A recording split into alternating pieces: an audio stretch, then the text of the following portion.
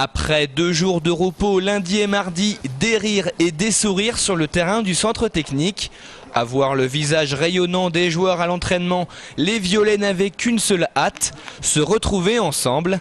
Cette cohésion au sein du groupe est un avantage non négligeable à quelques jours du premier test de la saison contre l'OM.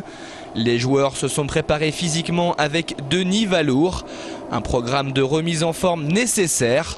Au Vélodrome devant 60 000 personnes, le TFC devra résister aux poussées incessantes de l'armada marseillaise. Les joueurs ont également travaillé la transmission de balles à travers plusieurs exercices préparés par Alain Casanova. Toute la semaine, les supporters toulousains sont venus en nombre pour encourager leurs champions. Car du côté du public, l'exploit là-bas, on y croit.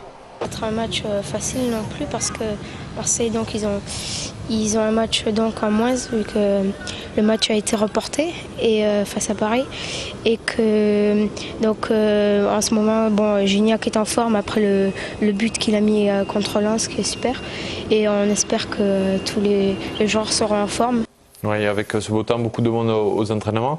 Et c'est vrai que les Toulousains ont pu travailler tranquillement tout au long de la semaine, avec, je dis notamment aussi eu des phases statiques, les coups de pied arrêtés bien sûr, et puis certaines phases tactiques qu'Alain Casanova voulait répéter pour vraiment, au niveau des synchronismes, les relations entre les joueurs, peaufiner un petit peu ceci.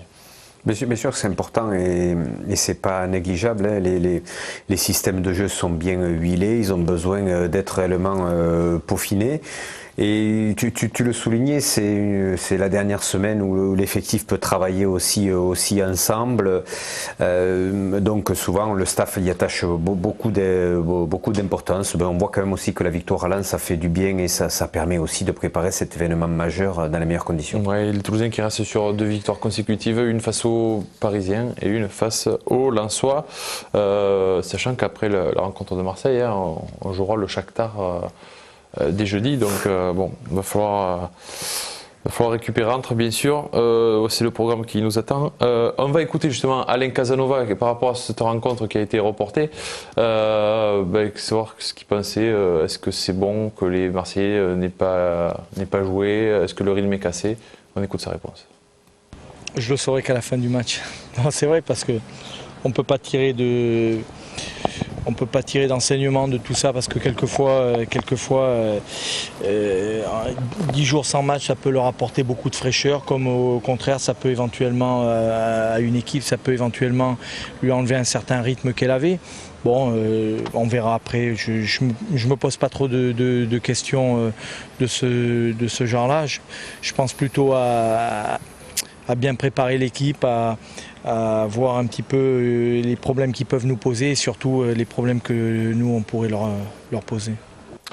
Disons qu'effectivement, on ne le sait pas, mais en fait, on aimerait que ça leur donne un petit coup de mousse, c'est surtout ça, quoi, en fait. Oui, après, on est vraiment dans les interprétations. Bon, ouais. Ce qui est certain, quand même, ce que l'on peut dire, c'est qu'il y a eu la trêve internationale, que derrière, il y a 2 matchs, enfin, un pour eux simplement. Ça veut dire quasiment 3 semaines avec un seul match, c'est pas beaucoup. Donc alors il y a des joueurs qui avaient besoin de récupérer, mais d'autres qui ont besoin aussi. Ils ont joué en Champions League. Oui, mais ça fait. Ouais. On a quand même joué nous aussi. Ouais. Enfin, je veux dire, il leur manque un match.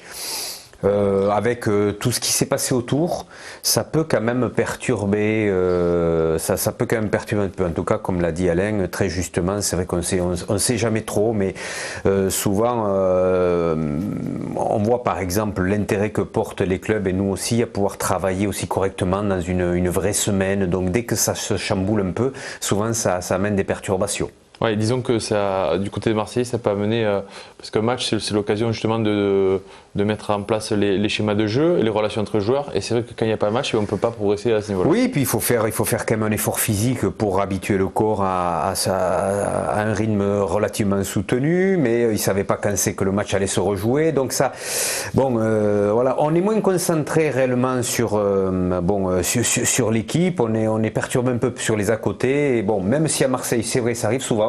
Qu'il y ait des à côté un peu remuants, mais je pense quand même que ça peut jouer éventuellement en faveur des Toulousains. Alors, et pour les joueurs qui se déplacent à Marseille, que signifie-t-il? On écoute Albert Bono, puis on en parle après. Je pense que c'est un bon test pour nous les défenseurs, pour nous juger un petit peu, pour savoir si on est capable de répondre présent face aux adversaires, et surtout des adversaires coriaces. Donc non, c'est un bon test. De toute façon, quand on joue au stade Vélodrome, on s'attend à avoir une forte pression, à subir aussi, mais pas que subir aussi. Il faut qu'on arrive aussi à bien jouer et à montrer aussi que l'on existe.